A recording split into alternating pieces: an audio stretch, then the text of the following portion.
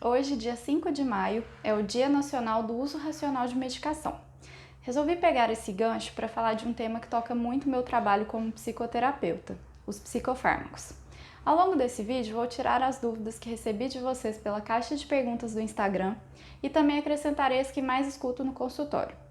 Para responder a todas essas perguntas, contei com a ajuda da psiquiatra Isabela Henriques, que gentilmente respondeu as perguntas mais técnicas sobre o uso e funcionamento das medicações.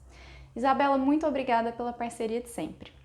Bom, vou começar com um comentário de uma pessoa que fez mais de uma pergunta lá na caixinha. Essa pessoa disse isso aqui: parecem perguntas idiotas, mas os psiquiatras não explicam bem às vezes. É por isso que resolvi gravar esse vídeo e compartilhar com vocês esse conhecimento que às vezes fica tão restrito aos profissionais de saúde mental. Acredito que para o bem de qualquer tratamento, o próprio paciente tem que participar. Ele tem que aderir e entender o que está acontecendo, até para que possa fazer escolhas melhores sobre como vai se cuidar. Então, vamos às perguntas. Eu agrupei as perguntas que recebi dentro de alguns grandes temas. Vamos começar pelo funcionamento geral da medicação. Aqui foi onde mais precisei da ajuda da Isabela para responder, são assuntos bem técnicos. Veja o que ela tem a dizer. Olá, gente. Meu nome é Isabela, sou médica, psiquiatra e estou aqui hoje a convite da Débora para responder algumas perguntas que vocês fizeram a respeito dos psicofármacos. E aí eu deixei uma cola aqui de lado que eu vou me recorrer a ela e não deixar nenhuma pergunta de fora. Então vamos lá? Como é a atuação deles no organismo? Como meu cérebro absorve isso ou é o meu corpo? Então, os psicofármacos, medicações chamadas assim as usadas em psiquiatria, são vários. De forma geral, eles atuam no nosso sistema nervoso central, no nosso cérebro. E como se dá isso? A gente ingere essa medicação. Existem outras formas de apresentação, que são a intramuscular ou a endovenosa, mas a mais comum é a via oral. Então, a gente ingere essa medicação, ela é absorvida no nosso estômago, no nosso intestino, alcança o nosso sistema circulatório e, com isso, alcança o nosso sistema nervoso central, o nosso cérebro. E aí, atuando em receptores específicos ou em neurotransmissores, esses que vocês já ouviram falar, noradrenalina, adrenalina, serotonina, histamina e outros, aumentando ou diminuindo a concentração desses e assim exercendo seu efeito positivo ao longo do tempo. Por que não pode parar de tomar do nada? A questão é que o nosso cérebro, ao longo do tempo, ele vai se adaptando àquela medicação. Quando a gente para de tomar de uma vez, não deu tempo do nosso cérebro se readaptar à ausência dela. Por isso, quando a gente vai retirar uma medicação, a gente vai lenta e gradualmente. Dessa forma, o nosso cérebro vai aos poucos se adaptando à ausência dessa medicação. Aqui é importante lembrar também que a medicação só pode ser suspensa pelo médico que acompanha o paciente, ok? Assim você evita o efeito rebote, que é a reincidência dos sintomas, às vezes em um nível pior do que ocorria antes de tomar a medicação. Seguindo aqui com as perguntas. Quais os critérios para a dosagem? É sempre de acordo com a reação de cada paciente? Em relação à dosagem, todas as medicações vão ter uma recomendação na bula informando a dosagem terapêutica. Há um mínimo e um máximo. A atuação da médica ou médico psiquiatra será de buscar a dosagem mínima terapêutica para o seu organismo. Então, sim, é sempre de acordo com a reação de cada paciente, mas o médico não vai tirar isso da cabeça dele. Vai seguir uma referência. Normalmente, a medicação será inserida aos poucos para que o psiquiatra possa ir tateando qual dosagem vai funcionar melhor para você e também para não causar grandes efeitos colaterais. Quanto maior a dosagem inicial, maior a chance do seu organismo estranhar e reagir àquela substância que foi acrescentada a ele. E o que quer dizer dosagem mínima terapêutica? É o mínimo de medicação que irá controlar os sintomas que estão te incomodando ou te prejudicando de alguma forma. Se viciam, qual a funcionalidade específica, por exemplo, é só para ansiedade ou para mais o quê? Separei um bloco de perguntas só para falar sobre o vício ou dependência da medicação, então falaremos sobre isso logo mais. Mas agora eu vou responder as outras partes dessa pergunta.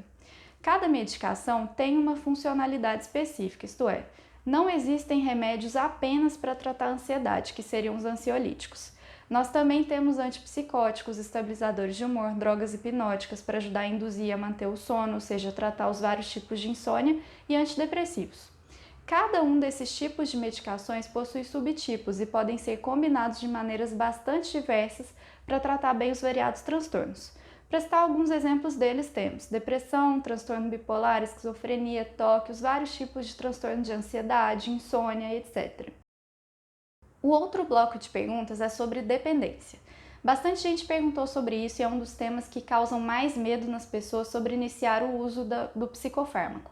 Quem vai responder isso pra gente é a Isabela. Sobre dependência, se há drogas mais seguras nesse aspecto. Então, existe um grupo de psicofármacos que pode causar sim dependência, que são os benzodiazepínicos. Então, nesse caso, a gente tem que estar atento sim. E tem influência a questão do tempo de uso e a dose. Então, se você está em acompanhamento com seu psiquiatra, ele provavelmente vai te orientar em relação ao tempo de uso, a dose, a melhor hora de reduzir essa medicação e retirar. Se a gente quiser lançar mão de outras medicações no lugar do benzodiazepínico, existem sim outras possibilidades. Mas sem esquecer que o benzodiazepínico, quando ele é bem empregado, ele é uma ótima medicação também.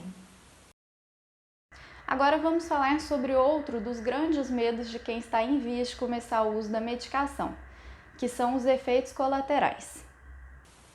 Se eu sentiria muito efeito colateral. Então, antes do uso da medicação, não tem como a gente dizer se aquela pessoa específica vai ter algum efeito colateral. O que a gente normalmente faz é orientar o paciente no início do uso da medicação quais são os efeitos colaterais mais comuns de acontecer e que normalmente são bem toleráveis e que vão diminuindo ao longo dos dias até sumir. São poucas as pessoas que mantêm algum efeito colateral mais sustentado assim, ao longo do tempo. E aí, com isso, a gente tem que manejar a medicação, ou diminuir, ou trocar para uma outra medicação. Mas, de forma geral, os efeitos colaterais são bem tolerados. Porque algumas medicações fazem o paciente engordar. Então, sim, alguns psicofármacos têm essa propriedade de causar um aumento de peso. Não são todos eles e não são todas as pessoas que vão ter esse tipo de efeito colateral. Como se dá? É justamente pela forma de ação do psicofármaco em alguns receptores ou em neurotransmissores, pode fazer com que se aumente o apetite e com isso algumas pessoas podem sim aumentar de peso. Mas a gente considera na verdade que o aumento de peso ele é multifatorial. Então a gente leva em consideração a questão do uso da medicação, mas também outros fatores importantes, como sedentarismo, como os erros alimentares ou a genética. Então, a gente tem que estar atento a um conjunto de coisas, não só a medicação, mas a outros fatores também. Minha personalidade vai mudar? O que eu sempre costumo dizer para os meus clientes é o seguinte: se você virar uma samambaia ou qualquer outra coisa que não seja você, tem algo de errado com a sua medicação. Ou a substância, ou a dosagem, ou a combinação estão incorretas. A medicação não deve mudar a personalidade, o jeito da pessoa. Se você sentir algo parecido com isso, procure o mais breve possível o seu médico e informe-o sobre essa percepção sua. Tendo essas informações, seu psiquiatra vai te ajudar a chegar à combinação correta para você. Tenha paciência, porque isso pode levar tempo conforme as respostas que seu organismo for mostrando. Confie nos profissionais que você escolheu para cuidarem de você. Agora, vamos para o próximo bloco, que é sobre até quando a medicação é necessária. Se parar de tomar, o corpo normaliza. Então, enquanto a gente está em uso daquela medicação, ela está fazendo efeito ali no nosso corpo. Quando a gente para de tomar essa medicação, já não tem mais a ação dela no nosso corpo. Mas a gente espera sim que os efeitos positivos do uso dessa medicação eles permaneçam ao longo do tempo, mesmo após a retirada dessa medicação. Então é isso, gente. Eu agradeço. Espero ter respondido as perguntas, mas se ficou alguma dúvida ainda, pode entrar em contato comigo, tá? Um abraço. Vamos falar agora sobre o último bloco de perguntas dos seguidores do Instagram e depois desse trarei algumas percepções minhas sobre todo esse assunto que estamos conversando. Quem prescreve? Somente psiquiatra para prescrever? Já ouvi sobre cardio, nutrólogo, etc. prescrever. A prescrição pode ser feita por qualquer médico. Em tese, qualquer médico pode prescrever um psicofármaco. Há ginecologistas, por exemplo, que prescrevem antidepressivos para ajudar a combater os efeitos da TPM. Já aconteceu comigo de receber uma prescrição de ansiolítico por um anestesiologista, porque eu iria fazer uma cirurgia e estava muito ansiosa com essa situação. A minha orientação é a seguinte: sendo uma questão assim muito pontual, eu não vejo problema outros médicos fazerem essa prescrição. Mas se você precisa tratar um transtorno mental como uma depressão, ansiedade generalizada, toque ou qualquer outra coisa desse tipo, o melhor médico para te atender sem dúvidas é o psiquiatra. Ele é quem mais estuda essas medicações, está atento às novidades, conhece melhor as interações medicamentosas. Você estará muito mais bem assistido pelo psiquiatra, que é o especialista nos transtornos mentais e nos tratamentos correspondentes. Agora, eu queria fechar esse vídeo com as minhas observações. Em primeiro lugar, não é todo paciente psicológico que precisa de tratamento psiquiátrico. Eu não encaminho todas as pessoas que atendo para o tratamento psiquiátrico. Como eu sei que está na hora de encaminhar? Quando percebo que as intervenções de cunho comportamental, psicológico não estão fazendo o efeito que poderiam fazer. Quando percebo que há entraves fisiológicos ao tratamento com a psicoterapia. Dessa forma, vejo que essa pessoa se beneficiará mais de um acompanhamento conjunto, envolvendo a psicoterapia e o tratamento psiquiátrico. Assim, nossa ideia de tratamento é basicamente estabilizar o paciente do ponto de vista biológico e promover mudanças comportamentais do ponto de vista psicológico. Em algum momento, se esse paciente não for utilizar mais a medicação, ele terá aproveitado um espaço de estabilidade e equilíbrio biológico para construir as mudanças comportamentais de que ele precisará lá na frente para enfrentar o mundo sem a medicação.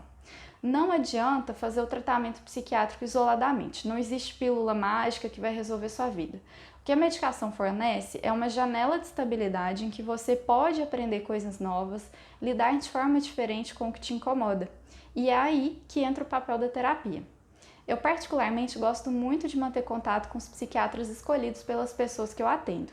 Geralmente indico psiquiatras da minha confiança e com quem já tenho diálogo aberto, como é o caso da Isabela, que respondeu a tantas perguntas aqui para nós. Essa conversa me ajuda muito a entender o curso de tratamento que ela pensou e, de outro lado, o contato que ela tem comigo também ajuda a entender se ela está conseguindo enxergar o cenário completo, uma vez que o paciente tem contato semanal comigo e com ela é mais espaçado. Uma coisa que eu insisto muito com as pessoas é para que tomem a medicação conforme a prescrição. A médica ou o médico psiquiatra terão, obviamente, escolhido o que eles consideram a melhor opção para você. Precisamos testar tudo antes de invalidar o tratamento. Por isso eu também insisto que você esteja acompanhado por profissionais com quem você se sinta seguro. Outro ponto que eu queria falar é sobre a interação medicamentosa. Não adianta perguntar para o seu amigo que é psicólogo ou outra coisa. Primeiro, você tem que estar em tratamento com o psicólogo e se estiver em uso de psicofármaco, qualquer interação que te cause dúvida, seja com outros remédios, com bebida ou outra droga, você deve perguntar ao seu psiquiatra. Não faça nunca algo da sua cabeça. Isso é muito grave. Além de poder causar efeitos indesejáveis, você não está se tratando para o que deveria se tratar, que são seus sintomas ou seu diagnóstico. Em relação aos principais medos, que são da dependência e de ter algum efeito colateral muito indesejado, eu recomendo duas coisas. A primeira, não lê a bula. O psiquiatra estudou para que você não precise fazer isso. Às vezes, ler faz com que a gente comece a mimetizar alguns efeitos colaterais ou então nos deixe hipervigilantes e qualquer coisinha que a gente sentir no corpo vai dar medo. A segunda coisa que eu recomendo é manter um diário. Se você está com medo de algum efeito se tornar muito incômodo para você, escreva todos os dias como você está se sentindo psicológico e fisicamente. Vá compartilhando essas informações nas sessões de terapia e leve esse diário com as suas conclusões para a sua próxima consulta psiquiátrica. É muito mais vantajoso fazer os testes que o médico te propõe do que continuar se sentindo mal à espera de que as coisas vão melhorar sozinhas. Siga sempre a orientação do seu psiquiatra quanto aos horários de tomar a dose certa e nunca deixe de pegar um novo receituário antes da sua medicação acabar, para que você não fique nem um dia sem o seu remédio. Assim você evita o efeito rebote, que é o reaparecimento dos sintomas, às vezes mais fortes do que antes.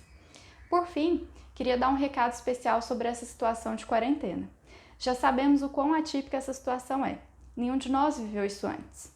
Assim, as reações que podemos ter é uma sensação de angústia pela falta de controle, pela falta de liberdade, também é uma necessidade mais aflorada de buscar prazer imediato de alguma forma. Sendo assim, estamos em um contexto que pode favorecer o abuso de substâncias, desde tabaco e álcool até a drogas ilícitas e medicações psiquiátricas.